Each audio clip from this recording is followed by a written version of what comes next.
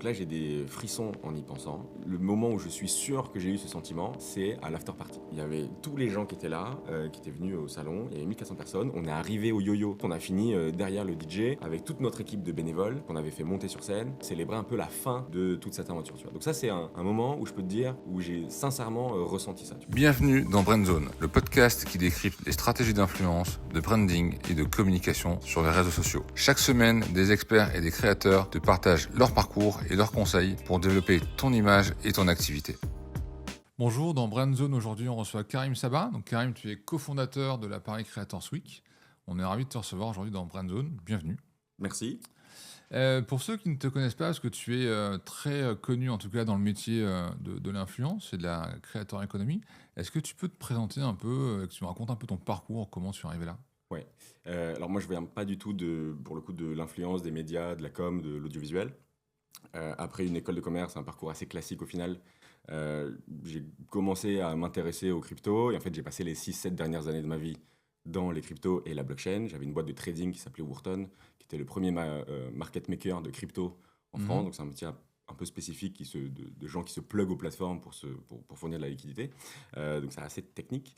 Et en parallèle de ça, j'avais du mal à trouver des clients, puisque tu dois aller voir des banques, des plateformes, des gens qui ont beaucoup d'argent pour leur demander de te confier, tu vois, du flux qui parfois c'est des millions, des dizaines de millions d'euros par mois.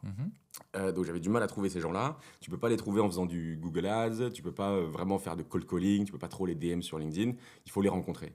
Et donc le truc très simple que j'ai commencé à faire, c'est que j'envoyais mon associé Charlie à toutes les confs du monde sur la blockchain et les cryptos. Donc il est vraiment allé aux États-Unis, en Corée, en Afrique, au Moyen-Orient, en Europe, vraiment partout. Gros Euh, budget, quoi. Ouais, ouais, c'est ça, et exactement. Et surtout sur une startup qui était un peu au début, ça commence à faire beaucoup d'argent. Tu payes le billet d'avion, le billet de la conf, l'hôtel, etc.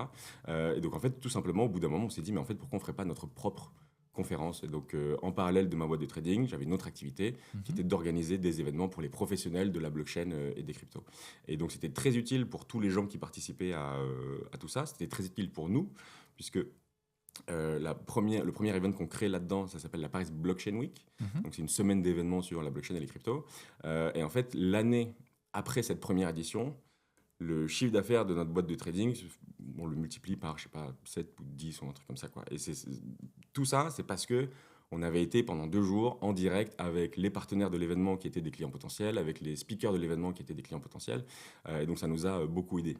Donc ça m'a servi d'un point de vue de business, mais au-delà de ça, je suis juste un peu tombé amoureux des events, quoi. Genre vraiment, premier degré, je trouve ça vraiment trop cool de trouver plein de gens, leur proposer une expérience qui est sympa, essayer de les aider à réaliser leurs objectifs, parce qu'au final, l'événement, même s'il a servi des objectifs très égoïstes, il sert aussi et surtout les objectifs de tous les gens qui y participent. Et donc, au bout de 6-7 ans, tu vois, ma boîte de trading, on s'est fait racheter par un de nos concurrents plus gros. La Paris Blockchain Week, ça existe toujours, c'est 10 000 personnes par an au Louvre. On s'est un peu diversifié, on a un autre event maintenant qui est dans l'IA, où il y avait 7000 personnes en avril dernier. Là. C'est énorme. Et ouais, ça marche très très bien, il y a une Alors, grosse tu peux équipe. nous donner un peu le business model? Est-ce que c'est quoi? C'est sur billetterie, sponsor ou les Ouais. deux ou... Business model des conférences B2B, il est très simple. Il y a littéralement 2 sources de revenus. La première, c'est les partenaires de l'événement, puisque en fait, une conférence, au final, c'est un média. C'est un média offline, tu vois, c'est un média physique, c'est-à-dire que c'est un show pour les gens qui viennent. Et c'est un média où, en tout cas, tu es censé être pas trop mauvais là-dedans, online. Puisque du coup, tout ce que tu crées en conférence, etc., tu es censé un peu le réutiliser pour créer du contenu, etc. Donc la première source de revenus, c'est effectivement les partenaires qui se disent, moi j'ai envie d'être montré comme le leader de tel sujet, l'expert de tel sujet. Et donc ils t'aident à financer cet événement pour avoir par exemple un stand qui va leur permettre de rencontrer un peu tous les gens qui viennent au salon.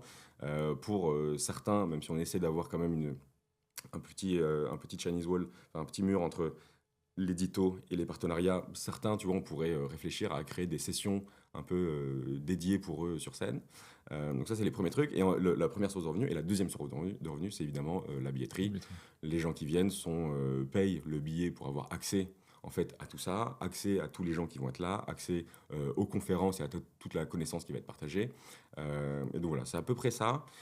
Si on creuse un peu, tu vas avoir d'autres événements où ils sont un peu plus B2C, genre, je sais pas, Paris Games Week, des trucs comme ça, où là Mhm. tu vas proposer également des, je sais pas, des expériences un peu plus marrantes, qui peuvent être une espèce de billetterie un peu sur le côté. Tu vas proposer du merch. Nous, on le fait pas, tu vois. Moi, j'ai jamais trop compris enfin, j'ai jamais été trop fan de proposer du merch pour une conférence B2B. Tu vois, je trouve que c'est un peu malvenu. On pourrait le faire. Ça peut y avoir des fans, hein. Ouais, ouais, ça se tente. Mais ça, c'est un autre axe qui est possible. Mais globalement, tu vois, les armes avec lesquelles tu composes ton business model, elles sont assez simples. D'accord. Et alors, du coup, maintenant, tu as lancé un événement toujours physique qui s'appelle la Paris Creators Week. Tu peux nous raconter déjà comment, parce que vous êtes trois dans le projet avec Ouais. Pierre et Jocarise, comment déjà vous êtes rencontrés, comment l'idée est née du coup de lancer Ouais. ce projet euh, Ouais. qui a déjà été un succès la première année. Merci. Enfin, en tout cas, on en est très content. Mais donc, en gros, moi, je fais 6 ans et quelques dans les cryptos. Mhm. Je commence un peu à faire le tour de tout ça. Donc, effectivement, je suis sorti de ma boîte de trading quand on s'est fait racheter par notre concurrent.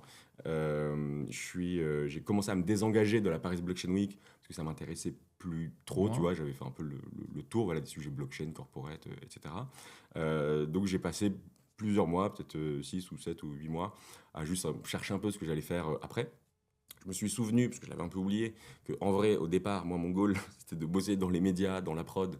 Sauf que c'est un peu dur quand tu as un CV de trader ou d'ancien financier, quoi. Et donc, je me suis dit, OK, bon, bah, c'est le moment.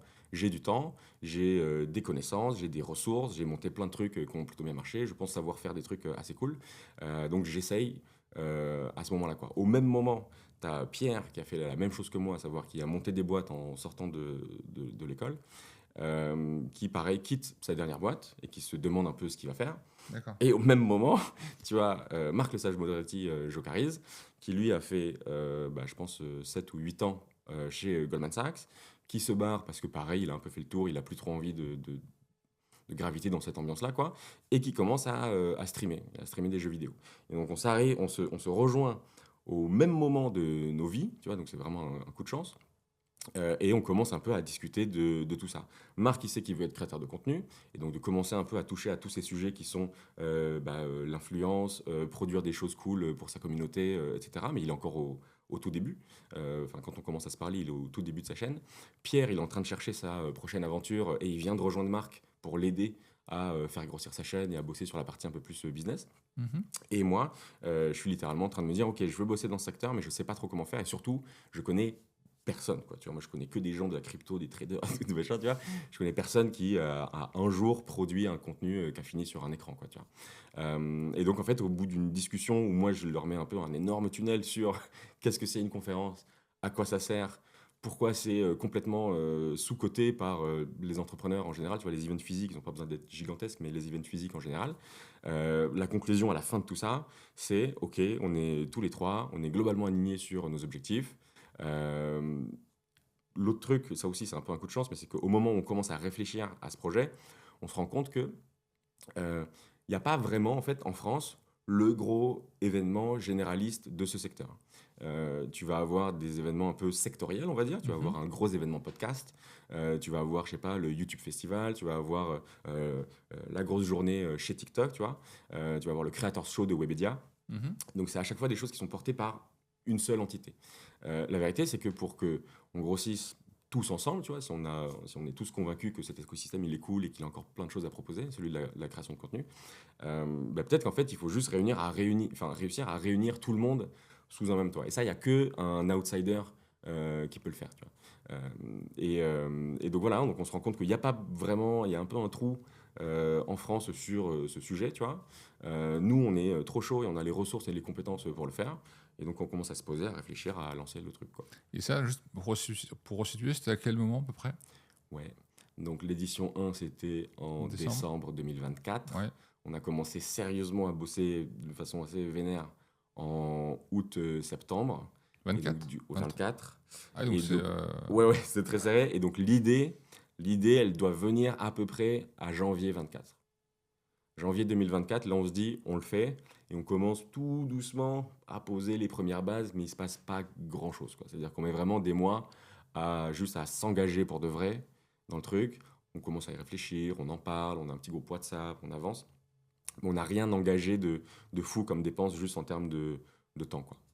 Et alors, c'est là où c'est intéressant, parce que j'ai du mal à me projeter sur comment 3 personnes brillantes, mais qui viennent de la finance, enfin au sens large, 100%. après sans trop de réseau 100%. dans l'influence, arrivent en quelques mois à monter un événement qui devient un événement majeur. Alors, on pourrait citer des créateurs, mais je crois qu'ils étaient tous là. Inoxtag, Webedia était Ouais. là. Enfin, il y avait vraiment tous les ténors qui étaient présents. C'est quoi votre secret? Bah, donc, quand je dis qu'on avait zéro réseau, j'ai un peu menti, dans le sens où Marc, comme il était créateur de contenu, il a commencé doucement à parler à quelques personnes. Tu vois. Ça D'accord. veut dire qu'il y avait vraiment un petit noyau de quelques entreprises, quelques créateurs, tu vois, sur les 2000 personnes qu'on avait. Là, on parle à l'époque de, tu vois, entre février et mai, tu vois, on a dû parler à 5 personnes, quoi, ou 5 ou 10 personnes, quoi. Oui, ce qui est presque rien, Ouais, finalement. voilà, c'est vraiment Mm. c'est pas grand-chose, quoi. Donc en gros, moi, enfin, ça c'est mon avis perso, et c'est la même méthode qu'on avait utilisée pour la Paris Blockchain Week, que ce soit dans la blockchain ou ensuite pour l'événement dans l'IA, et là ils sont en train d'en bosser sur un autre, ce sera la même méthode. C'est que en gros, tu as quand même besoin de quelques têtes d'affiche, à moitié ambassadeurs, c'est-à-dire qu'ils croient en ton projet, ils ont envie de t'aider, et en même temps assez important dans l'écosystème pour que dès que tu parles à la personne suivante, ils se disent ah ben il y a déjà machin, tu vois. Et donc en gros ce qui se passe, c'est que je schématise un peu, mais en gros les deux premiers à nous dire on a envie de bosser avec vous sur ce truc, c'est BNP Paribas. Donc certes une banque, mais quand même une banque qui finance quasiment un film sur deux en France et très très présente dans le secteur. Et Webedia. Et donc en fait, avec ces deux trucs, on sait que si ensuite on a un call par exemple avec Spotify, on leur dit, bah voilà, on est en train de bosser ce truc, voilà la vision, voilà à quoi ça va ressembler. On a déjà BNP Paribas et Webedia qui sont chauds de travailler avec nous sur ce truc, quoi. Du coup, bah, c'est beaucoup plus facile, tu vois. Donc ça, c'est la partie un peu partenaire corporate. Donc c'est cool, mais il te manque quand même un peu les têtes d'affiche qui sont les créateurs, quoi. Mhm. Bah, la même chose. Marc, il avait déjà des petits contacts avec quelques créateurs. Les premiers, alors il y avait, il me semble, j'oublie peut-être, mais il me semble qu'il y avait pas mal de créateurs B2B. Donc c'est bien, c'est cool, et on a un angle B2B dans la con, c'est important. Mais pour le coup, si tu veux ramener Amixem et compagnie, il faut quand même Bien sûr, les B2C. autres youtubeurs, ses pairs, quoi, ses copains. Et même s'ils sont plus petits. Et donc voilà, donc le game, c'est de trouver un peu les premiers corporates qui peuvent t'accompagner, qui sont chauds et qui croient dans le projet. Et ensuite, les quelques premiers speakers, pareil, tu vois, genre, qui sont chauds de dire, bah ok, je viens, quoi. Et donc après, quant à ça, c'est que un jeu de bourriner pendant 4 mois. Je dis bourriner parce qu'on est une toute petite équipe, tu vois. Donc en fait, on est obligé de se focus sur des trucs ultra précis. Et donc les trucs ultra précis, ils sont très simples. C'est les speakers. Il faut trouver les meilleurs speakers, les meilleurs intervenants, ceux qui ont les choses les plus intéressantes à raconter dans le secteur. Et il en faut beaucoup. Pour remplir 2 jours et 2 scènes, il faut Mhm. beaucoup. Et il en faut à peu près 200. Et ensuite, pareil, il faut bourriner sur les partenaires. Parce que du coup, on a un projet qu'on doit financer. Tu vois, on loue tout Station F pendant 2 jours, ça coûte de l'argent. On organise un dîner l'an dernier qui était dans une très très belle salle, un peu, tu vois, avec moulure, parquet et compagnie. Mhm. Ça coûte de J'étais. l'argent. Tu étais. Ça coûte de l'argent. On organisait une after party à la fin qui coûtait très cher. Mhm. Au yo-yo, on avait privatisé le yo-yo, il y avait 1400 personnes, ça coûte de l'argent. Donc tu as les deux sujets clés. À partir du moment où tu as cette première base de gens qui te disent go, c'est bourriner et trouver les gens qui sont intéressés, intéressants, et essayer de les embarquer dans l'aventure, quoi. Et du coup, pour reprendre un peu l'historique, donc tu commences déjà par réserver un lieu, tu trouves tes partenaires. Mais après, parce que là, je crois qu'au total, tu en as eu à peu près 100, dont 50 payants et 50 Ouais. on va dire de l'échange ou visibilité ou autre. Euh, comment, c'est quoi, 4 mois, tu m'as dit? Comment Globalement, si, quatre- si on dit qu'on avait Webedia et BNP Paribas entre juin et août, tout le reste a été signé après. Ouais. Ouais, mais comment en 4 mois, tu arrives à faire tomber autant de partenaires et autant de speakers? Parce que, à la rigueur, les gens, putain, parce que là, vous partez en plus sur un truc assez fat, parce que vous avez quand même 2000 personnes, ce qui est comme pas rien, avec Inoxtag, Amixem, et j'en passe, tellement la liste est longue. Mais comment, en quelques mois, tu arrives à convaincre tous ces gens? Surtout, enfin, tu dis, tu avais un petit réseau, mais vous n'étiez pas là depuis. C'est pas comme si vous étiez des anciens, je sais pas, c'est Oui. une boîte comme d'autres, tu vois, vous êtes des anciens patrons de Webedia ou d'autres. Là, vous partez from scratch et vous arrivez à convaincre quasiment toute la créateur économie, aussi bien corpo que créateur de contenu. Ouais. Bah, là, pareil, je pense qu'il y a un mélange entre méthode et un peu de chance, quoi, tu vois, genre. Mais en gros, la méthode, pareil, elle est assez simple. C'est-à-dire que ce qu'on peut proposer à quelqu'un qui a besoin d'être mis en avant dans une conférence B2B, encore une fois, c'est assez simple. C'est de l'espace au sol, tu vois, donc pour avoir un stand et rencontrer des clients, des leads, des créateurs de contenu, etc. Euh, c'est l'agenda, tu vois, donc c'est nous aider à structurer l'agenda avec des sujets importants, des sujets impactants, où on a l'impression qu'il faut les partager avec le public qui sera là. Et ensuite, la billetterie. Ensuite, tu vois, des activations assez simples autour du dîner, autour de la soirée, D'accord. etc. Donc, tu vois, nos produits, ils sont très simples. Donc, quand tu rentres en call avec quelqu'un, tu connais à peu près son objectif. Si je prends l'exemple le plus simple, c'est une agence d'influence, une agence de communication que ce soit une grosse ou une petite, tu vois. Elle a un enjeu très simple, c'est rencontrer des créateurs, rencontrer des annonceurs. Bon, bah, mon événement, je vais avoir 2000 personnes, j'ai 35% d'annonceurs, 20% de créateurs. Donc, si ton but, c'est de les rencontrer, la meilleure solution pour toi, c'est probablement d'avoir un espace Mhm. qui soit beau et brandé à tes couleurs, qu'on mettra au milieu de toute cette population, et tu auras l'occasion de les rencontrer, en plus de tous les rendez-vous que tu vas booker toi-même en amont de l'event. Tu vois. Donc, nos produits sont très simples pour servir des objectifs très simples. Ça, c'est le premier truc. Le deuxième truc, c'est que la chance qu'on a, c'est qu'on est dans un écosystème qui est assez mappé, tu vois, c'est-à-dire que c'est assez simple, hein. Encore une fois, il y a les agences, il y a les boîtes de l'audiovisuel, il y a les service providers et il y a les plateformes de contenu, quoi. Donc en gros, ils ont tous des objectifs pour faire grossir cet écosystème. J'en ai pas parlé tout à l'heure, mais une des raisons pour laquelle on lance la Paris Creator Week, c'est certes pour des objectifs très égoïstes de on a envie de rencontrer cet écosystème et le meilleur moyen, c'est d'organiser des events et des rencontres.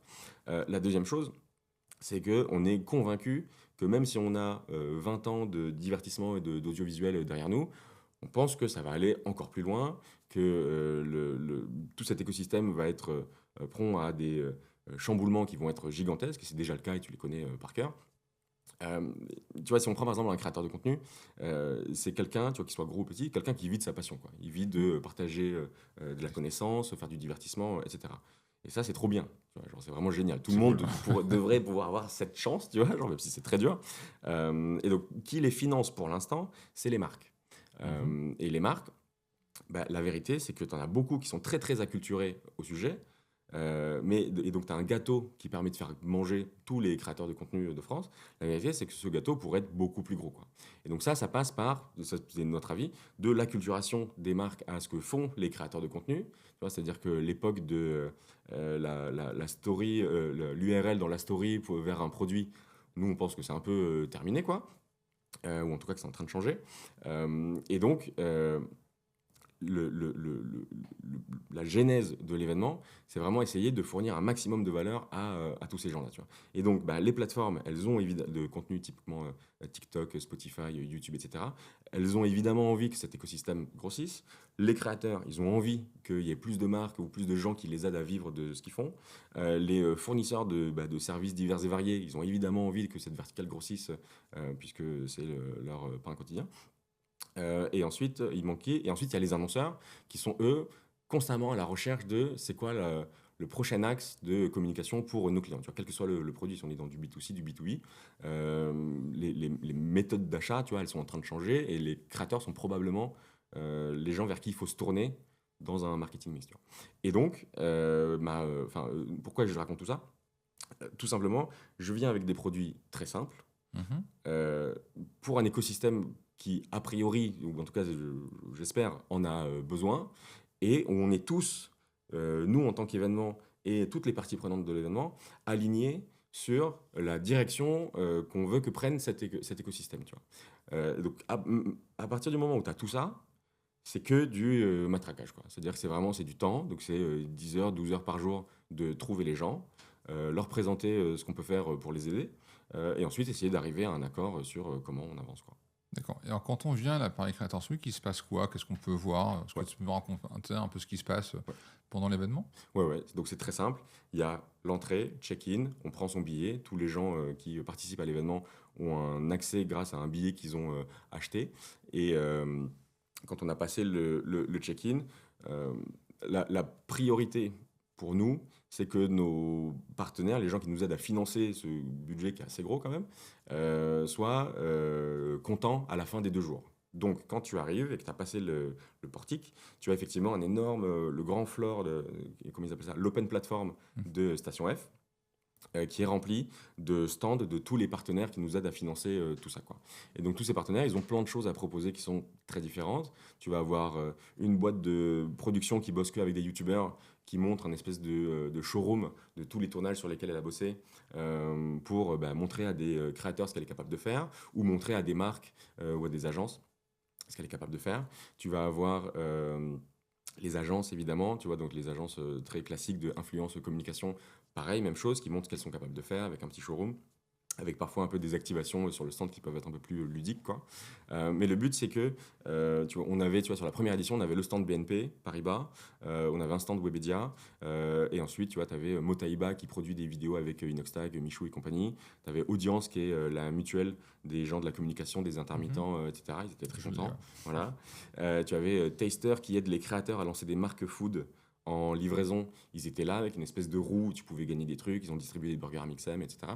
Tous les gens qui nous aident à financer l'événement, on leur donne cette plateforme pour qu'ils puissent montrer ce qu'ils font, quoi. Ça, c'est le premier truc que tu vois quand tu arrives. Et pardon, je t'ai coupé, mais donc ça, c'est le premier truc que tu vois quand tu arrives. Et le deuxième truc le plus important, c'est effectivement partager la connaissance que tous ces gens ont dans cet écosystème. Donc du coup, on a 2 scènes. On a une grande scène qui est l'amphithéâtre de Station F avec 352 places et une plus petite scène où on fait des formats un peu plus intimistes ou pragmatiques, tu vois, on va dire, qui est sur le côté, qui s'appelle la Central Room. Donc dans la première, on a 352 places, la deuxième, 120, 130, et là, on a des conférences de 9h à 19h pendant les 2 jours. Donc globalement, quand tu arrives à Station F pour la Paris Creator Week, c'est ça que tu vois. Tu vois tous les partenaires qui sont là pour bosser avec toi si tu as besoin. Et ensuite, tu as 2 jours de conférences où on vient te partager les trucs les plus en pointe de ce qui se fait dans cet écosystème, quoi. Alors, j'ai une question à te poser parce qu'il me semble pas avoir vu de travaux à la station F. En tout cas, les murs n'ont pas agrandi. Vous étiez à 2000 en étant complet. Mm. Comment tu fais pour passer à 4000? Oui. Parce que du coup, cette année, juste pour le dire, c'est que vous visez 4000 personnes. Du Ouais, coup. l'ambition décembre prochain, c'est on vise effectivement 4000 personnes. On en parlera un peu plus tard de comment et pourquoi. Mais donc de façon très simple sur la partie logistique, ce qu'il faut savoir déjà, c'est que sur une conférence B2B qui dure 2 jours, quand tu annonces 2000 participants, ce qu'on a eu l'an dernier, tu vois, 2000 participants uniques, en fait, à un instant T, tu en as à peu près la moitié, un peu plus. Tu vas voir, je sais pas, nous, on avait entre 1200 et 1300 personnes par jour. Donc ça, c'est par jour. Ça veut dire qu'à un instant T, tu vois, cette jauge, elle bouge Ouais, comme ça. Tu ça vois. va, Donc, ça vient. peut-être qu'au tout début, ils sont 200. Au maximum, ils sont peut-être effectivement 1200. Puis à un moment, ça rebaisse et puis ça remonte ou je sais pas. Tu vois. Le temps moyen, on a essayé de calculer humblement le temps moyen passé sur la première Paris Creator Week l'an dernier. Donc on est arrivé à peu près entre 4h30 et 5h. C'est-à-dire que quelqu'un vient, il va passer en gros en moyenne, une demi-journée sur le salon. Ce qui est déjà un très bon taux. Ce qui est vraiment génial, tu vois, genre. C'est l'équivalent de notre watch time, en fait, tu vois, genre, c'est un peu notre watch time. Mais donc voilà, donc il passe en gros une demi-journée sur le salon. Et donc Station F avait une jauge qui nous permettait de faire les chiffres qu'on a fait l'an dernier. On était effectivement sold out, c'est-à-dire qu'on a arrêté de vendre des billets à quelques jours de l'événement, on a arrêté, quoi. Et ensuite, on avait des compteurs pour savoir combien on a de personnes concrètement, quoi. Ce qui s'est passé depuis, et donc ça c'est un coup de chance pour nous, c'est que Station F a revu sa jauge pour 2 raisons. La première, c'est que ils ont organisé, ça s'appelait, je crois, le sommet de l'IA avec Emmanuel Macron qui était allé, et puis tous les pontes de l'IA, et ils avaient rempli à ras-bord Station F. Et donc là, ils se sont dit que peut-être qu'en fait, on est capable d'accueillir plus de monde. Ça, c'est la première chose. Et donc ça, c'est une des raisons, je crois. La deuxième raison, je crois, c'est que il me semble qu'ils ont envie, en fait, tout simplement, d'accueillir plus d'événements et potentiellement d'accueillir de plus gros événements. Donc cette jauge, elle a été revue. Elle est à peu près au double de ce qu'était l'an dernier. Et donc ça veut dire que si on vise 4000 participants uniques, encore une fois, de toute façon, sur les 2 jours, on aura a priori à aucun moment 4000 personnes en même temps à Station F, on aura à peu près la moitié. Et au-delà de ça, vu que les gens passent en moyenne une demi-journée ou un peu plus peut-être sur le salon, on pense que la jauge, elle est complètement tenable, quoi. D'accord. Sur la première édition, vous avez été rentable du coup? Oui, on est Ce qui est très rare. rentable. On est rentable. On a sorti assez d'argent pour nous permettre de payer 2 personnes pendant quelques mois. D'accord. Ce qui est déjà Ce qui est pas déjà pas mal. mal. Ce qui est déjà pas mal, parce que sinon, ça voulait dire qu'on partait de zéro. Si tu peux plus payer les gens, ou alors qu'on payait de notre poche. Ouais, bien sûr. En tant qu'entrepreneur, c'est quand même Pas le l'objectif principe, d'arriver ouais. à financer soi-même un peu toute son activité, quoi. Donc ça, on en est très content. Et donc voilà, on était rentable avec assez de quoi payer 2 personnes pendant quelques mois. Et c'est effectivement assez rare dans les événements physiques. Ça l'est Bien encore sûr. plus, je crois, tu sais, dans les festivals, les trucs comme ça, où ils sont constamment en perte d'argent ou sous perfusion de subventions, Ouais, bien ce qui sûr. n'est pas notre cas. Parce que c'est très dur pour nous de choper des subventions. Mais effectivement, on est rentable de pas grand-chose. Et donc, on espère cette année être rentable un peu plus, ce qui nous permettra juste de financer un développement qui sera un peu plus cool, quoi, tu vois, genre. Parce que le goal, quand même, je ne l'ai pas dit, mais encore une fois, on a lancé cet événement parce qu'on pensait que le sujet n'était pas trop traité pour la totalité de l'écosystème. La vérité, c'est que c'est peut-être le cas ailleurs en Europe. Et donc le but, c'est évidemment d'essayer de faire de Paris un espèce de hub pour tout cet écosystème. Tu vois, on a vraiment tout. On a les talents, le financement, les annonceurs, les créateurs, les plateformes qui sont au taquet. Tu vois, genre toutes les équipes des gens avec qui on parle, ils sont tous au taquet sur cet écosystème. Ils ont tous envie que ça aille plus loin. Tu vois. Donc il n'y a pas de raison que ce soit pas en France que tu vois le futur de tout ce qui se passe dans la création de contenu se passe, quoi. Tu vois. Bien sûr. Et du coup, avant d'arriver sur la seconde édition, j'avais une question sur la première. Ouais. Comme c'est un événement qui était assez fou, qui était un carton complet, bon, vous pourrez y revenir dessus pendant des heures. À quel moment, tous les trois, vous vous êtes dit, on est en train de faire un truc de dingue? Est-ce qu'il y a eu un moment dans cette expérience de la première année où vous vous êtes dit, t'as vu une bascule? Ouais, c'est une très bonne question. Donc là, j'ai des frissons en y pensant. Le moment où je suis sûr que j'ai eu ce sentiment, c'est à l'after party. À l'after party, il y avait tous les gens qui étaient là, qui étaient venus au salon. Il y avait 1400 personnes. On est arrivé au yo-yo. Tu avais une queue 200 mètres, tu vois, 300 mètres. Nous, on pensait pas que tout le monde viendrait à la soirée, Ouais. tu vois. Donc rien que ça, c'est assez impressionnant.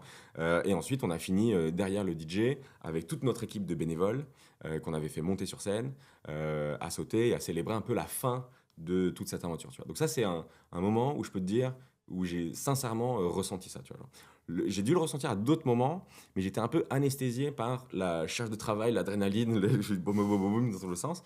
Mais là où tu as raison, c'est qu'effectivement, il y a eu un moment, où, disons dans les dernières semaines, où on avait closé, on avait signé, donc on avait effectivement 47 partenaires, tu vois, 47 entreprises qui nous aident à financer tout ça, tu vois. Et donc tu vois, à 3-4 semaines de l'événement, on avait quasiment tout le monde, on avait quasiment les 47 là. Et là, en fait, je scrollais le site, je me disais, c'est une dinguerie quand même. Genre, c'est quand même assez fou, en fait, que, tu vois, genre, que tous ces gens-là soient là, nous aient dit go entre septembre et maintenant pour ce projet par trois oiseaux, tu vois, genre, qui pour le coup connaissaient pas grand-chose au secteur 12 mois avant. C'était quand même assez fou. Donc ça, c'est les sponsors. Quand j'ai regardé l'agenda aussi, ça c'était fou, parce que je me suis dit, mais c'est vrai que quand même, il y a... Attends, on vient de lancer le truc, il y a Hugo Décrypte, il y a Inoxtag, Amixem, Sally, Michel Benzeno, l'ancienne boss de Webedia, Alexia Laroche-Joubert de Banijé, Justine Planchon de Media One, Justine Rist de la boss de YouTube France Europe et tout. Enfin, en fait, quand j'ai vu l'agenda et les sponsors, je me suis dit, ok, en fait, on a fait le job. On a fait le job. Quand je me suis dit ça, le truc qui est marrant dans les events, c'est que tu passes ton temps à l'organiser, et donc tu vends des choses, tu vends du rêve en fait à tout le monde, puisqu'on est sur une vision, on n'avait pas de track record, on vend une vision, on projette une vision. Tu arrives à, je sais pas, 2 semaines de l'event, en fait, tout le monde est là, tout le monde a signé les contrats, tout le monde est chaud pour travailler avec toi, les gens ont des billets pour venir, les speakers vont venir sur scène, bah maintenant, il faut le délivrer, le truc, quoi, tu vois. Et donc, c'est pour ça que je te dis, j'étais peut-être un peu anesthésié, parce qu'en fait, je me suis jamais dit, c'est incroyable et tout, mais je me le suis dit quand la tension est redescendue, qu'on était à la fin partie, et que tout était fini, que j'avais fait mes 2 jours de scène et tout, quoi. Et du coup, pour revenir à la seconde édition qui va se dérouler les 9 et 10 décembre à Paris, donc toujours à la station F, quand tu termines la première, donc à 3, vous dites quoi? C'était un carton, Ouais. on continue, et surtout, quand tu fais un carton comme ça sur la première édition, comment tu te renouvelles, je sais pas, sur le fond, sur la forme ou sur le genre Parce que du coup, tu as fait un truc tellement, enfin, vous avez fait tous les trois un truc tellement dingue que du coup, les gens qui reviennent s'attendent à minima à un truc aussi dingue.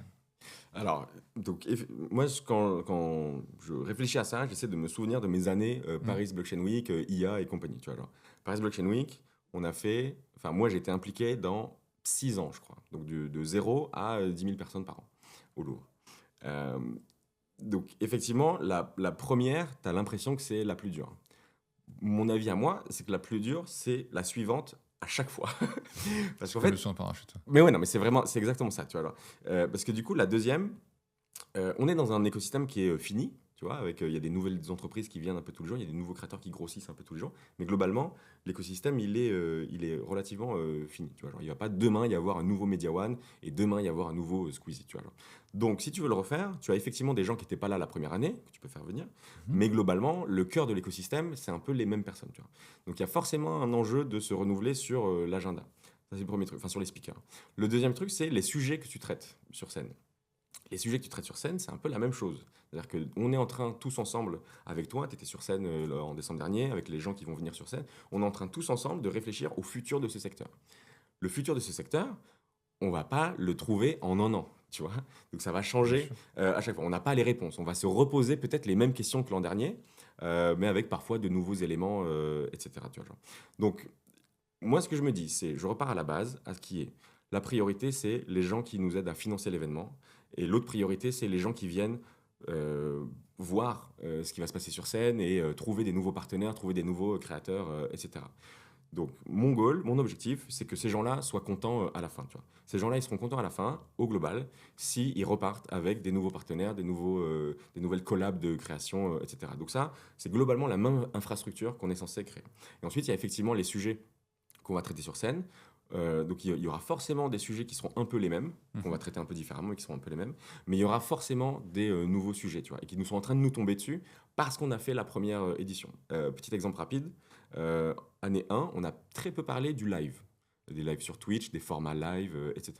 Là, cette année, on a été contacté par l'équipe d'un très très gros créateur de contenu qui stream notamment sur Twitch, mais pas que, euh, qui a créé une société dédiée à un format très très niche qui se fait que en live, tu vois. Genre. Et donc ça, on l'avait pas forcément l'an dernier. Ça va être un nouveau sujet qu'il y aura là. Mmh. Et c'est rendu possible parce qu'on a fait la première. Tu vois. Donc en gros, moi je vais m'adapter à l'écosystème, puisque je travaille globalement sur l'agenda. Je vais m'adapter à l'écosystème et je vais voir de quoi est-ce qu'ils ont envie qu'on parle. Et c'est de ça qu'on parlera sur scène. Donc ça, c'est pour la partie, disons, expérience, etc. Tu vois, genre. Le deuxième truc, et ça pour le coup, c'est notre responsabilité, c'est qu'il faut qu'on propose des nouveaux formats. Donc on est en train de le faire cette année, avec au moins deux qu'on est en train de réfléchir, on est assez avancé. Donc on l'a pas dit, mais Paris Creator Week, ça s'appelle une week, parce que l'objectif c'est qu'il y ait une semaine entière d'événements autour de la création de contenu. Pourquoi? Parce que nous on propose l'expérience principale, le salon principal. Le but, c'est que n'importe qui a besoin de faire des trucs un peu plus niche, un peu plus avec une curation un peu plus précise des gens qui viennent, bah, il a le droit de le faire pendant cette semaine et on l'encourage, on vous encourage vous par exemple à le faire ou n'importe Mmh. qui à organiser. Ça peut être un petit déj, ça peut être un cocktail, un after work, ça peut être chez nous ou pas chez nous. C'est pas un truc qu'on monétise, c'est un truc où on a juste envie que les gens fassent des choses. Donc nous, on organise l'événement principal où tu viens pour trouver des nouveaux partenaires, pour apprendre des choses sur scène, etc. On organise le dîner, où là, donc c'est une expérience un peu plus privée, où on fait se rencontrer les speakers, c'est un peu notre cadeau aux speakers, les partenaires, les VIP, un peu les têtes d'affiche de l'événement, etc. Pour un format de networking qui est un peu différent. On fait une after party pour avoir encore une fois un format de networking et de rencontre qui est un peu différent, et aussi parce qu'on aime faire la fête et parce que c'est cool. Et donc là, cette année, en plus de ces trois choses, on organise deux trucs qui seront au début et à la fin de la semaine, a priori. Le premier, encore une fois, pour revenir sur la thèse de les créateurs de contenu ont besoin de trouver des marques pour les aider à financer tout ce qu'ils ont envie de créer. On crée littéralement, tout simplement, un hackathon de création de contenu qui sera le samedi dimanche avant le salon. Donc le but c'est d'avoir des marques qui viennent avec des briefs Mmh. pour créer un contenu court vertical, donc un TikTok ou un Reel pour pas les nommer, tu vois, mais un brief pour créer un contenu court vertical. Euh, et nous, on va faire le travail d'aller chercher des créateurs, qui sont probablement des créateurs un peu émergents, Mmh. qui ont besoin de trouver des annonceurs et qui sont chauds de participer à ce jeu, quoi. Et donc on assignera, tu vois, 4 créateurs par marque. Ils auront 24 heures pour créer une vidéo qui va respecter le brief, qui sera cool et qui fasse des vues. Et à la fin, tu auras un gagnant par marque, plus un gagnant, on va probablement faire une espèce de prix des plateformes, tu vois, avec TikTok, YouTube, Instagram, etc. Et probablement un prix de juste la vidéo qui a le mieux marché sur les réseaux. Tu vois, genre. Et donc, on aura un gagnant qui gagne une collaboration garantie avec les marques à la fin du week-end. Donc, ça, c'est un peu la promesse qu'on leur fait. Et c'est l'engagement qu'on demande à toutes les marques. Si vous participez, vous devez désigner un gagnant à qui vous allez donner une collaboration garantie. Les termes, c'est à vous de les décider entre vous, tu vois. Mais ça, c'est important pour nous. Et ensuite, le gagnant reviendra sur scène à la Paris Creator Week pour présenter un peu la vidéo qui a le mieux marché, quoi. Ça, c'est le premier format qu'on rajoute, qui n'existait pas l'an dernier. L'autre, on est en train de l'affiner et de le créer. Mais globalement, là, dans tout cet écosystème, il y a deux pans. On a des créateurs de contenu qui vivent grâce aux marques, certes, mais qui sont en train de marcher un peu, et ça tu connais ça bien, mais sur les plates-bandes de l'audiovisuel traditionnel. Donc à créer du flux, à créer des jeux, à créer des talk-shows qui sont diffusés, qui cartonnent pour certains, On le voit récemment, voilà, mais qui ne sont pas à la télé. Et donc, ce qui est un peu en train de se passer, on est en train de le voir, c'est que ces deux mondes sont un peu en train de se mélanger, se parlent, mais peut-être pas assez, travaillent ensemble, mais peut-être pas avec les mêmes méthodes, et donc ça crée parfois de la friction. Et donc, encore une fois, si le but c'est de donner toutes les ressources ou l'infrastructure qui permet à tous ces gens-là de grossir, bah, créons un format où on parle que de ça, quoi. Donc, on n'a pas vraiment de nom pour ce truc-là. On est encore au début. Le but, c'est d'avoir littéralement. Moi, je me suis un peu inspiré tu vois, du MIP TV que tu connais par cœur. Le but, c'est d'avoir littéralement un espace de rencontre où on a les créateurs qui viennent proposer des formats sur lesquels ils ont besoin d'aide, soit de financement, soit d'aide à la prod ou je sais pas quoi. Et ensuite, bah, les gens de l'audiovisuel un peu plus traditionnel, on va dire, qui eux ont besoin de rafraîchir leur grille de programme, de changer la façon dont ils travaillent, dont ils proposent des contenus. Et donc ça, on le fera dans une salle qui sera probablement privée, qui sera à côté, où les créateurs, parce que c'est un peu confidentiel quand même, où les créateurs auront l'occasion, tu vois, d'avoir des rendez-vous très très précis dans un cadre fermé avec des gros producteurs français, quoi. C'est intéressant ce que tu racontes, qu'on a reçu il y a pas très longtemps Ferdinand Maupin, que tu dois connaître, qui est l'agent d'Inox, qui nous racontait un peu les coulisses de Kaizen. Et au départ, quand ils ont fondé le projet Kaizen, quasiment toutes les plateformes ont été voir Inox en disant voilà, que ce soit Netflix, Amazon, etc., en disant voilà, on te finance tant. Et en fait, Ferdinand nous racontait que s'il acceptait ce deal, le projet qui était assez pharaonique, je crois qu'on parle de plus d'1 million d'euros, était à l'équilibre. Et malgré ça, en fait, Inoxtag a refusé, pas pour une question d'argent, mais en fait, il a refusé parce qu'il a dit c'est mon projet, c'est ma liberté, et je veux produire et créer comme je veux. Ouais. Ensuite, on pourra discuter, c'est ce qu'ils ont fait avec Disney et TF1 notamment, mais en tout cas, effectivement, on ressent chez ces créateurs cette liberté. Alors évidemment, ils ont aussi des moyens importants, mais en tout cas, on ressent cette liberté de pouvoir faire ça à leur sauce, sans pour autant avoir la pression d'un distributeur qui dit non, pas comme ça, fais comme ci, comme ça. Voilà. Et ça, c'est un enjeu que tu ressens aussi sur ce phénomène. Exactement. C'est littéralement l'exemple que je donne à chaque fois quand je parle de ce nouveau side event qu'on est en train de créer. C'est moi, je connais pas grand-chose à cet écosystème, mais j'ai l'avantage d'être au milieu. Donc, je me parle vraiment à tout le monde. Et les choses qui nous sont venues, dès qu'on parlait de ça, c'était, bah oui, bah vous savez, nous, on a passé des commandes à des créateurs pour des projets sur des plateformes de streaming, etc. On a passé des commandes, on a étudié des projets qui venaient de leur part, etc. On est venu, parce que c'est leur métier, comme tout studio ou plateforme, avec des notes sur le projet pour le changer un peu, le machin, l'adapter peut-être à la plateforme, je ne sais pas trop ce qui se passe dans ces notes. Et effectivement, les créateurs, à chaque fois, ils disaient « Ben non, moi, ça fait 15 ans que je fais ce que je veux sur YouTube. Alors certes, je dois plugger des marques à l'intérieur, mais à part ça, je fais globalement ce que je veux. Je ne vais pas commencer maintenant à trahir ma vision du projet, quoi. » Donc ça me fait dire deux choses. La première, c'est qu'il y a probablement un des deux qui, un jour, devra faire un pas vers l'autre, tu vois, genre si on veut, je sais pas, des plus grosses prods ou des prods avec plus d'envergure ou avec plus de prod value, je sais pas, tu vois, alors, mais ils vont forcément continuer à devoir se parler, donc c'est pour ça qu'on crée cet événement, pour que juste le dialogue continue, c'est le premier truc. Le deuxième truc, c'est qu'en vrai, ce sujet, il touche que les énormes créateurs, parce que tu vois, un Netflix, un Prime Video, etc., globalement, s'ils passent des commandes, c'est pas des petits créateurs, tu vois, qui ont moins de 1 million d'abonnés qui vivotent de ça, quoi, tu vois, genre. Or, dans cet écosystème-là, qu'on pourrait appeler un peu le mid-market, entre guillemets, des créateurs de contenu, il y a des gens extrêmement talentueux qui peuvent produire des choses qui vont intéresser les producteurs, les diffuseurs, etc. Tu vois, genre. Donc, en gros, les gros créateurs, il faut qu'ils continuent juste à avoir ces dialogues. Donc c'est pour ça qu'on crée cet événement et ils seront là. En revanche, les producteurs et les diffuseurs sont en recherche de nouveaux formats un peu plus frais parfois. Événementiel, ouais. Voilà. Et donc là, tu vois, ces plus petits créateurs, ils sont capables, ils ont du talent, ils ont des choses à proposer, quoi. Donc c'est un peu le but de ça, quoi. Mais on voit d'ailleurs depuis 2-3 ans une émergence assez folle sur justement le business en dehors des réseaux. C'est-à-dire que en fait, la communauté sert Oui. de moyen de communiquer. Mais on peut utiliser comme exemple, tu parles de l'événementiel, donc il y a vous avec la Paris Creators Week, il y a Inoxtag avec Kaizen, il y a Squeezie avec le GP Explorer qui peut sur un format événementiel. Dans des formats totalement différents, il y a Anthony Bourbon, par exemple, qui a monté le Blast Club, qui est aussi un carton, ou le Creds Club aussi dans ce style. Comment tu vois justement tous ces créateurs qui sortent un peu des réseaux, ça, quand je dis des réseaux, qui sortent des deals classiques d'une marque qui paye pour faire un contenu, de se dire tiens maintenant je veux faire mon projet et je vais utiliser ma communauté justement pour financer ce projet d'une manière ou d'une autre. Comment tu vois cette évolution?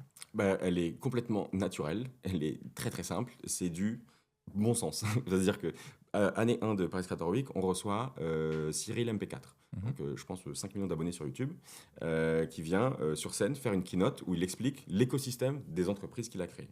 Donc il a évidemment une agence où il fait de l'influence, etc.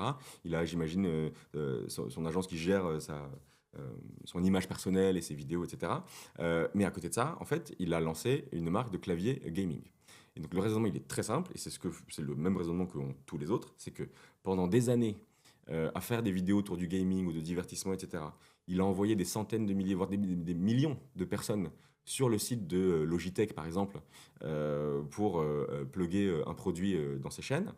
En fait, au bout d'un moment, les gros, ils commencent à avoir des ressources, à avoir des équipes, à avoir du financement. Donc ils se disent, mais pourquoi j'envoie tout le monde chez Logitech alors que je pourrais avoir un produit à moi qui me ressemble, plus j'ai toujours rêvé, par exemple, de designer un produit, de designer un clavier gaming. Donc c'est littéralement ce qu'il fait. Il est en train de lancer ce truc. Tu as la même chose avec MrBeast, donc c'est des échelles qui n'ont rien à voir. Je crois qu'on est sur du 500 millions ou 1 milliard de CA, je crois, sur le Feastables, le chocolat. Lui c'est marrant parce qu'il a eu le problème un peu différemment, c'est-à-dire qu'il était arrivé à un niveau où il n'arrivait plus à trouver de marque capable de financer ses vidéos, puisque ses vidéos font des 400 millions de vues. Donc tu vois, si on a juste on applique un espèce de CPM à ça, ça fait des budgets de fou. Et donc il doit avoir 3 clients potentiels dans tous les US. Donc en fait, au bout d'un moment, il s'est dit, ok, mais en fait, si j'ai mon propre produit, je vais le plugger dans mes vidéos. Donc l'écosystème, il est naturel. Ça remet un peu en question, un peu, je pense, tout ce qu'on pensait savoir de l'entrepreneuriat, où en fait, avant, on commençait avec un produit, un marché. Tu vois, en école de commerce, on apprend à faire des études de marché, enfin, tu vois, genre, à faire des SWOT, des machins, tu vois, là. Ça n'a aucun sens. Ce qui a du sens, c'est aujourd'hui, en tout cas, ce sont des gens qui ont la distribution en premier, leur canal de distribution en premier, qui, au-delà de ça, leur canal de distribution, c'est leur passion, puisqu'en fait, leur canal de distribution, c'est faire des jeux, faire des documentaires, enfin, tu vois, c'est quand même génial. Mais qui du coup leur permet de créer une communauté et ensuite de leur proposer des choses, mais des choses qui leur ressemblent, où ils ont l'impression de les respecter en leur proposant ça. Tu vois, genre. Donc c'est vraiment un peu en train de changer tout le paradigme de comment en fait on crée des produits, etc. Donc pour moi cette évolution elle est complètement naturelle. On n'en a pas parlé, mais un des sujets clés qu'on va avoir à l'agenda de la prochaine Paris Creator Week, c'est le sujet des marques créées par les créateurs. Donc ça, il y a beaucoup d'exemples. Voilà, très très gros sujet. Ça, il y a beaucoup d'exemples. Je pense que c'est globalement assez sain quand c'est porté par des créateurs sains. Mais l'avantage, c'est que la plupart, il me semble, ont tellement conscience de la valeur que c'est d'avoir 50 000 personnes ou 1 million ou de personnes qui te suivent sur tes trucs, que je crois que la plupart vont globalement les respecter, tu vois, genre, et donc vont proposer des choses qui font sens, qui leur parlent à eux, en accord un peu avec les valeurs de tout le monde. Donc voilà, donc je trouve ça globalement assez sain, et au-delà de ça, c'est juste du bon sens entrepreneurial, quoi.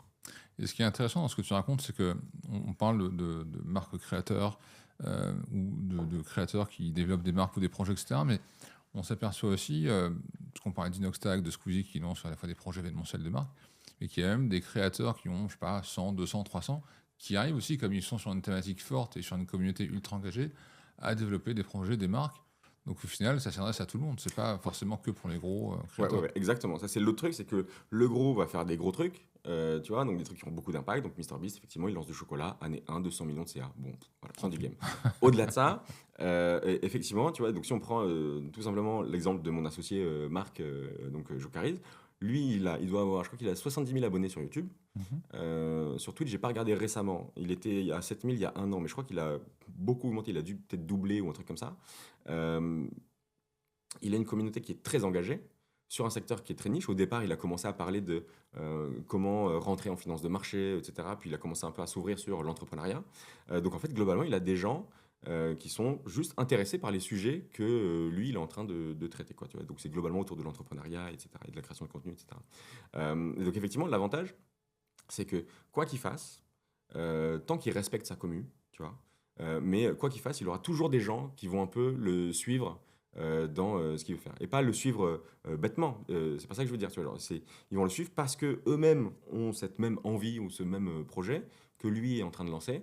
Bah, globalement, tu vois, il a un peu ce terreau qui va lui permettre d'avancer. Tu vois. Et donc, effectivement, qu'on soit un gros créateur ou un petit, il faut essayer de réfléchir à ce que tu peux faire, enfin, ce que tu peux proposer à ta communauté au-delà des vidéos et du divertissement. Parce qu'en fait, au final, si on creuse un peu, je crois qu'on a juste envie de connecter les uns avec les autres. Mhm. C'est pour ça qu'on regarde des vidéos, c'est pour ça que après avoir regardé 200 heures de Amixem, bah, tu as l'impression que c'est ton pote et que dès que tu te croises quelque part, tu as envie de prendre une photo avec lui. Tu vois, on a juste envie de se connecter et de connecter sur des sujets qui sont communs entre nous. Quoi, tu vois, genre. Donc effectivement, même si tu es un petit créateur, il faut probablement essayer de réfléchir à un truc que tu peux proposer à ta communauté qui va au-delà du divertissement. Ça peut être des événements physiques, ça peut être tu vois, des rencontres, ça peut être des trucs autour du sport.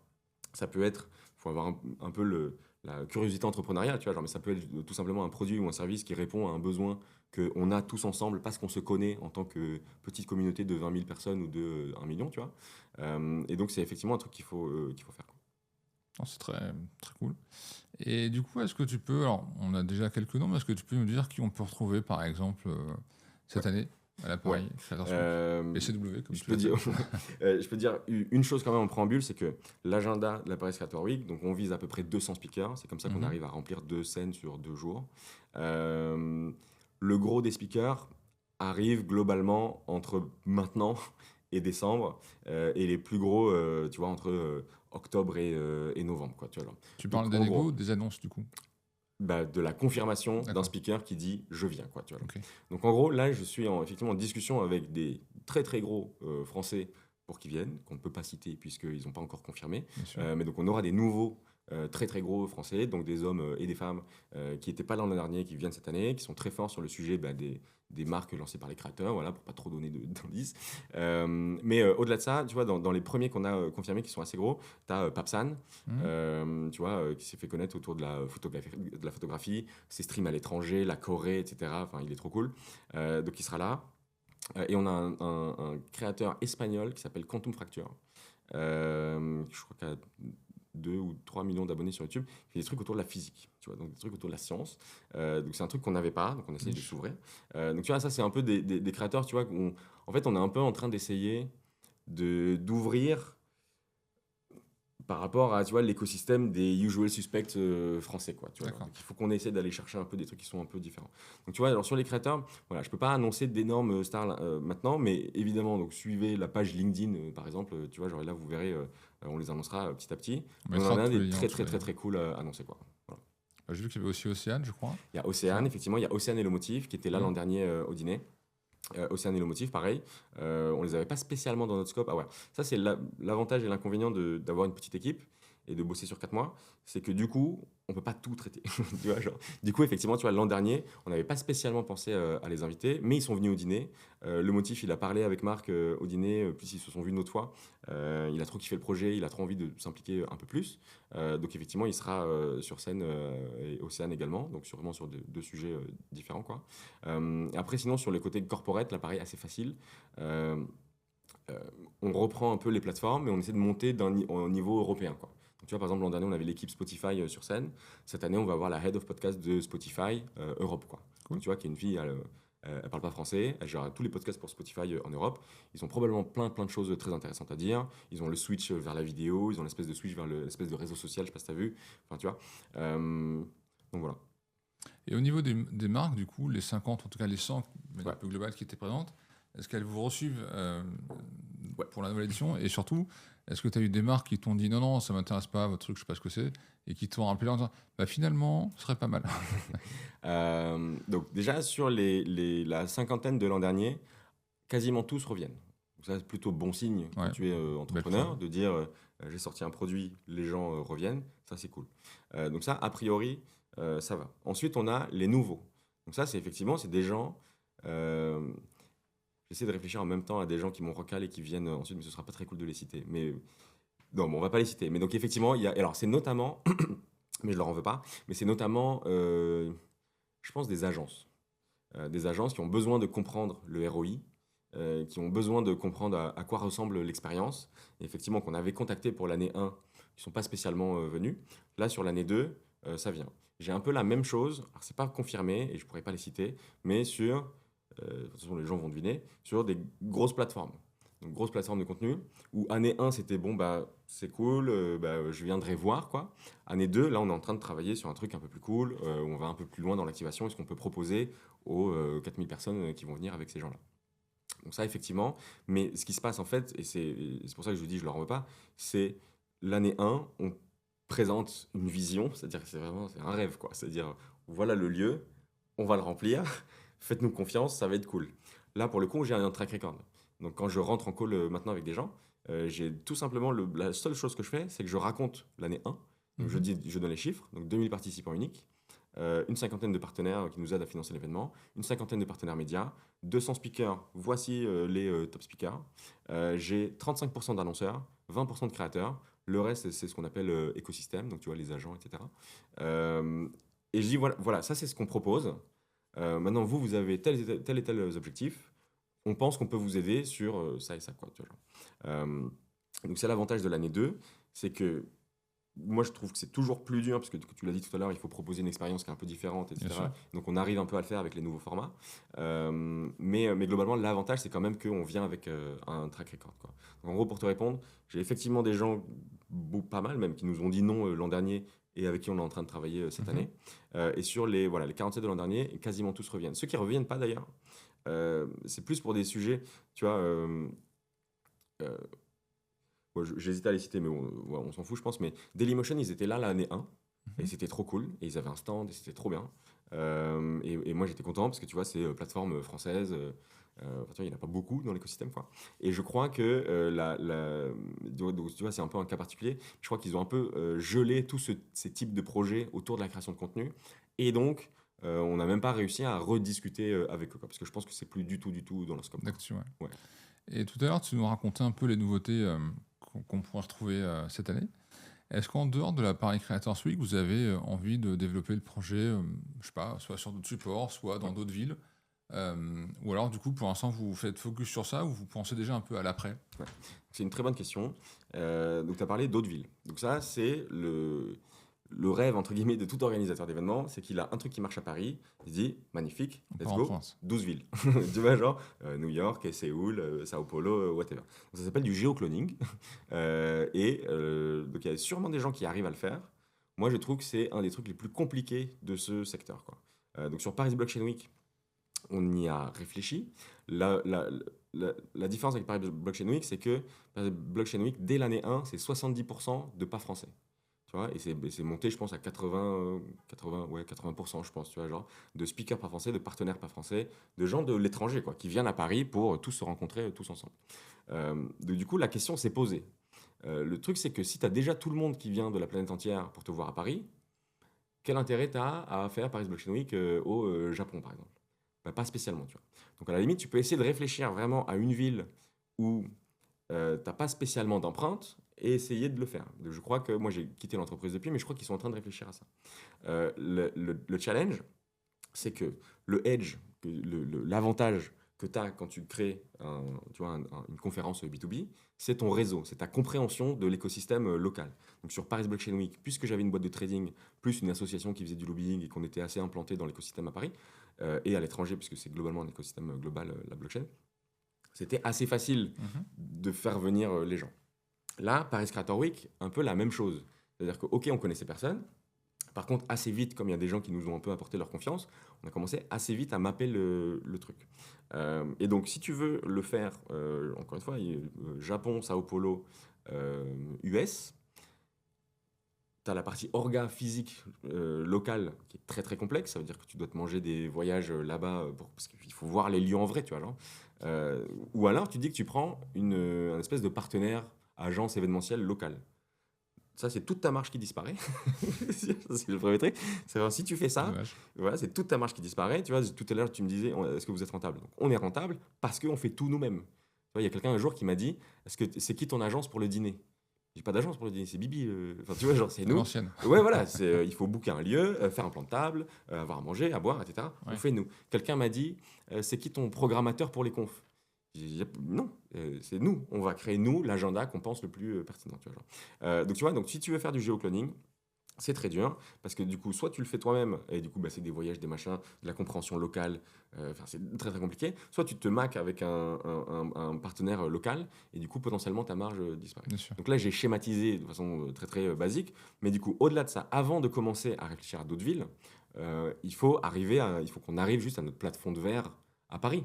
Et il existe, tu vois, genre, et il est probablement entre 6 et 10 000 personnes par an, tu vois, genre, qui serait d'arriver à rassembler l'écosystème Énorme. français, plus européen, plus un peu du reste du monde, à Paris pour une semaine autour de la création de contenu, du divertissement, de l'influence, de l'audiovisuel, etc. Tu vois. Donc, le focus, il est sur ça. Du coup, on réfléchit à l'après, mais notre après, il est unique, c'est faire la même chose en mieux et en plus grand, quoi. Pas mal. Il me reste deux questions à te poser. La première, c'est que j'ai trouvé un truc. Vous avez trouvé plutôt quelque chose que je trouve génial. Tout à l'heure, tu parlais de l'équipe. Est-ce que tu peux nous raconter un peu votre process de recrutement? Ah oui. Parce que je crois que vous partez un peu dans une semaine quelque part. Et alors, c'est quelque chose que j'ai jamais entendu, mais que je trouve plutôt très pertinent et pour le coup qui est là assez efficace. Est-ce que tu peux nous en parler, s'il te plaît? Oui, alors donc c'est effectivement assez efficace et effectivement génial. Je ne m'y attendais pas du tout. Donc moi, j'ai monté 2 boîtes en parallèle en 6-7 ans. Et donc dans ces 2 entreprises, j'ai recruté des stagiaires, des CDI, des freelances, plein de gens. Tu vois. Et donc on est évidemment à chaque fois passé par des canaux très traditionnels de publier des annonces, recevoir les gens, faire des entretiens, etc. etc. Là, effectivement, donc c'est Pierre qui a eu l'idée l'an dernier de dire, les gars, on a besoin de recruter X personnes. Venez, on fait un espèce de bootcamp en fait où on les fait venir pendant une semaine quelque part et on bosse tous ensemble pendant une semaine, quoi. Donc c'est assez intense dans le sens où tu es en train de demander à quelqu'un qui au départ postule pour une mission de 4 mois de lui dire en fait on va dormir ensemble dans la même maison et on va manger ensemble, on va se doucher, enfin on va pas se doucher ensemble mais tu vois genre on va Des fois. peut-être non mais tu vois il y avait une piscine donc on va se baigner ensemble et on va rigoler ensemble et on va travailler ensemble pendant une semaine. Donc c'est assez intense. L'idée est venue je pense que c'était un espèce de mix entre le process de recrutement, qui au-delà de ça est un peu barbant, etc. Et juste le fait que, tu sais, quand tu as une entreprise avec une équipe un peu installée, bah, tu commences à faire des off-site, des trucs, des machins. Donc l'idée, c'est de dire, mais en fait, les off-site, au lieu de les faire, au lieu d'attendre qu'on soit à 25 et de le faire machin, en vrai, on peut déjà le faire maintenant et on va se marrer. Ça, c'était la première partie du raisonnement. La deuxième partie du raisonnement, c'était de dire, il y avait un projet de marque, donc de en faire potentiellement un format pour sa chaîne, et de dire, bah, je fais une vidéo où je vous explique les coulisses de comment on recrute toute notre équipe, quoi, tu vois, genre. Et donc au final, le process, il est assez simple, c'est-à-dire que on envoie un typeform sur nos réseaux pour dire, postulez à nos rôles. Nos rôles, ils sont très simples, c'est commercial, marketing, prod. Facile. On explique les conditions, à savoir qu'on a besoin d'une équipe à temps plein de septembre à décembre. Au-delà de ça, on peut y réfléchir. Pour l'instant, on n'a pas le budget pour avoir des CDI, tu vois, mais donc on a besoin de gens de septembre à décembre. On dit, voilà, on donne les conditions de façon très claire et on explique qu'effectivement, on vous recrutera, on vous donnera une réponse ferme à la fin d'une semaine passée tous ensemble. Donc effectivement, on va dans une maison en Île-de-France avec une belle terrasse, un petit jardin et une piscine. On commence tout simplement à travailler par pôle. Et alors c'est assez rigolo parce que tu as des gens qui arrivent à la porte, avec vraiment leurs grosses valises et tout, et ils savent pas trop à quoi s'attendre, quoi. Donc ils sont sympas, ils sont curieux. C'est original. Ouais, voilà.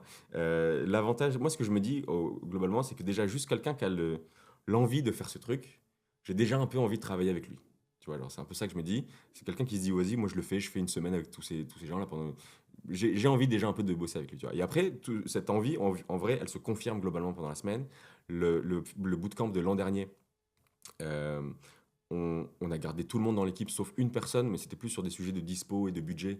Donc voilà. Et le bootcamp de cette année, pareil, on a gardé tout le monde sauf une personne sur des sujets de dispo, de budget, C'était pas le même. etc. Non, c'était pas le même. Non, des fois Donc que- là, on a renouvelé. Non, mais c'est une bonne question parce que du coup, là, on a renouvelé toute notre équipe, D'accord. sauf deux personnes qu'on avait déjà gardées de l'année dernière. Donc là, il y a que des nouveaux qui nous ont rejoints, quoi. Mais donc ouais, donc il y a une des filles qui était là cette année. Euh, elle, pareil, elle a une expérience assez folle, c'est-à-dire qu'elle était à Kuala Lumpur. Elle rentrait, je crois, de Bali de vacances. Elle était à Kuala Lumpur. Il lui est arrivé un épisode horrible où elle a failli se faire kidnapper avec des gens qui l'ont coursée dans la rue pour Voilà. essayer de la faire monter dans une voiture. Elle est partie à l'aéroport. Son aéroport, c'était un vol de Kuala Lumpur à Paris. Elle est arrivée à Paris genre à 6h30 et à 9h, elle était à la villa pour commencer avec son truc. Elle arrivait avec ses valises un peu genre que ça, tu vois. Et elle nous a dit, au bout de, je crois que c'était le mercredi, parce que le temps passe différemment quand tu fais cette expérience, c'est assez rigolo. Mais elle nous a dit mercredi, elle nous a dit, c'est trop bizarre, en fait j'ai juste l'impression d'être dans un week-end entre potes, quoi. Parce que du coup, les repas, on les cuisine ensemble, on les mange ensemble et on essaie de parler d'autre chose que de travail. Les après-midi, effectivement, ça bosse, ça travaille par pôle, par équipe. Nous, les associés, on est là pour donner un maximum d'outils juste pour comprendre ce qu'on va faire. Et notre objectif, en fait, c'est qu'à la fin de la semaine, tu vois, tu arrives lundi matin ou dimanche après-midi, tu pars samedi matin. À la fin de la semaine, tu as compris à quoi ressemble l'événement. Qu'est-ce que c'est, pourquoi on est en train de faire ça et qu'est-ce qu'on est censé livrer. Ça, c'est un. Et deux, tu as compris tes missions et ce sur quoi tu as travaillé à temps plein de septembre à décembre, quoi. À partir de là, c'est un peu aller à Jacques Tarist et on voit ce qui se passe, quoi. Parce que le truc enfin, que je dis parfois quand même, c'est que tu vois, les events sur un temps aussi resserré avec une aussi petite équipe pour livrer ce qu'on essaye de livrer, euh, il y a forcément des trucs qui passent à la trappe. Il y a forcément des trous dans la raquette, des trucs qu'on rate, etc. Là, il peut y avoir de la tension, c'est normal en fait. Moi, tu vois, sur Paris Blockchain Week, on avait recruté un CEO au bout de la troisième année, je crois. 20 ans ou 25 ans d'expérience dans l'événementiel. Un jour, on a une meuf de notre équipe qui pleure. Donc je vais la voir, je lui dis ah merde, ça va et tout machin. Au bout d'un moment, elle va mieux. Je vais voir le gars et je lui dis ah ben t'as vu, elle pleurait et tout, pas ouf et tout. Il a dit mec, moi en 20 ans d'événementiel, j'ai vu 100% de mes collaborateurs pleurer. Ah ouais. Donc c'est un métier où parfois juste il y a de la tension qui vient pas forcément des relations entre les gens, qui peut La venir pression. parfois des enjeux, de la pression, des deadlines, etc. Puisque tu vois, on bosse là de septembre à décembre. Le truc, c'est que si on arrive au 4 décembre et qu'il manque des trucs, on peut pas annuler l'événement. Les gens, ils arrivent. Ils ont acheté les billets, les sponsors, ils ont payé. Il y a tout le monde qui Mm. vient, tu vois. Genre. Donc, il y a forcément de l'attention, tu vois. Et donc, le bootcamp sert aussi à se dire, OK, j'ai passé une semaine avec cette personne. Je peux passer, je pense, 4 mois avec elle. Et je pense que, tu vois, s'il y a des galères et des tensions, elle va réagir comme ça. Moi, je vais réagir comme ça. Et on n'a pas trop de surprises. Ce que tu n'aurais pas spécialement si tu recrutes quelqu'un en 2 fois 30 minutes de call, tu vois. C'est sûr. Ouais. On peut se t'envoyer plus facilement. Ouais. Et j'ai une dernière question avec ton expertise maintenant. Imagine, tu es le 10 décembre prochain et tu as un jeune, je sais pas, 18-20 ans qui vient te voir, qui a une passion, peu importe, dans la vie, et qui te dit voilà, je souhaite devenir créateur de contenu. Qu'est-ce que tu pourrais lui conseiller? Ouais. Donc moi, je suis évidemment pas créateur de contenu, mais par contre, Mais donc t'as j'aurais peut-être pas l'expertise. les meilleurs conseils, mais par contre, effectivement, non, mais ce que je lui dirais, c'est très simple, c'est juste fais des choses, quoi, et fais un maximum de choses, quoi. Donc tu as 18-20 ans, tu as des cours qui, en fonction de ton cursus, te prennent plus ou moins de temps, et ben le reste du temps, juste fais du contenu, quoi, et fais des trucs et tente des trucs, quoi, tu vois. Alors. Donc s'il faut tenter des TikTok, ben, tu tentes des TikTok. Si t'aimes écrire, écris sur LinkedIn, en fait, tu vois, genre, ou écris pour toi, ou n'importe quoi, on s'en fout, tu vois, genre. Mais par contre, la règle numéro un, je pense, c'est juste qu'il faut faire, et il faut pas trop essayer de benchmarker, de machin. Tu vois, là, il y a pas longtemps, je prenais un verre avec une pote, Mhm. mon âge, donc tu vois, 30, 34, 33 ans, qui se dit, après avoir fait une carrière un peu tradi conseil, en fait, je crois que j'ai envie de faire ça, en fait. Je crois que j'ai envie de faire du contenu et de me marrer. Et donc, elle, de façon très scolaire, comme elle a appris pendant des années, son but, c'était de se dire, OK, je veux faire du contenu, qu'est-ce que je fais? Ah ben là, il n'y a pas trop de monde. Là, tu vois, genre, vraiment, elle était en train d'essayer de mapper un truc pour essayer de se placer, elle, dans une case. La vérité, c'est qu'il y a une case pour tout le monde, puisque, tu vois, si on suit un créateur de contenu, on le suit pour ce qui le rend unique, c'est sa personnalité, sa façon de parler, son humour, son regard, son physique, ses projets, whatever. Tu vois. Et donc ça, ce qui te rend unique en tant que créateur, tu le trouves que quand tu as fait pas mal de trucs. Tu vois, genre.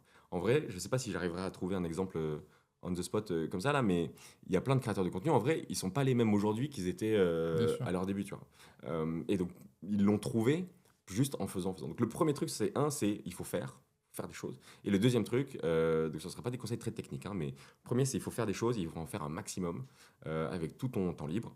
Et le deuxième, c'est il faut que tu le fasses avec des potes, quoi. Il faut que tu t'entoures. Soit vous tournez des choses ensemble, en mode vous êtes 2 ou 3 ou 6 à la caméra, soit vous faites chacun votre truc de votre côté, mais par contre vous bossez ensemble sur les idées. Tu vois, il faut un partenaire de ping-pong mental Ouais. sur les trucs, tu vois. Donc les deux conseils que moi je donnerais qui sont très simples, qui sont pas très techniques, c'est juste, il faut vraiment en faire un maximum, le plus possible sur le temps libre, le samedi, le dimanche après les cours. Il faut faire des choses, quoi, quoi que ce soit, et on s'en fout de si c'est nul, et on s'en fout de.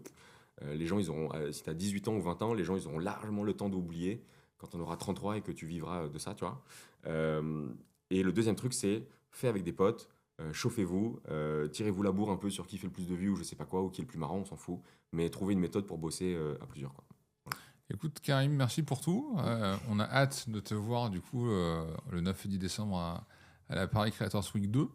Et donc on mettra évidemment tous les liens utiles pour acheter les places et pour avoir tout le programme. Merci pour tout et je te dis à très bientôt. Et ben merci à toi, à bientôt.